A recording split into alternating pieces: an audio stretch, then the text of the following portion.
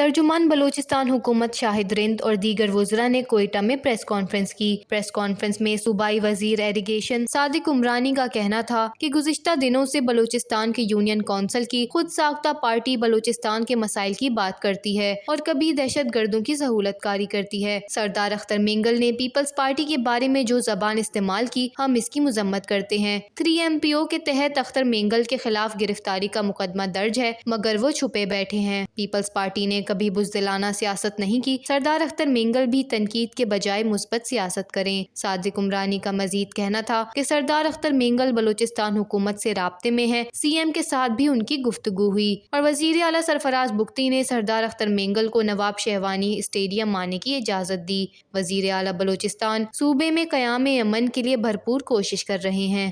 دوسری جانب صوبائی وزیر صحت بخت محمد کاکڑ نے بھی پریس کانفرنس میں گفتگو کرتے ہوئے کہا کہ اختر مینگل بوکھلاہٹ کا شکار ہو گئے ہیں۔ اختر مینگل جو زبان استعمال کر رہے ہیں وہ کسی کی روایت نہیں اور نہ ہی انہیں زیب دیتی ہے۔ بلوچ قوم اب جاگ اٹھی ہے اور جانتی ہے کہ کون ان کا خیر خواہ ہے۔ بخت محمد کاکڑ نے مزید کہا کہ جمہوری سیاست اور احتجاج کرنا آپ کا حق ہے، البتہ اگر آپ نے سیاست کرنی ہے تو اس طرح نہیں ہو سکتی۔ وش نیوز، کوئٹہ، بلوچستان۔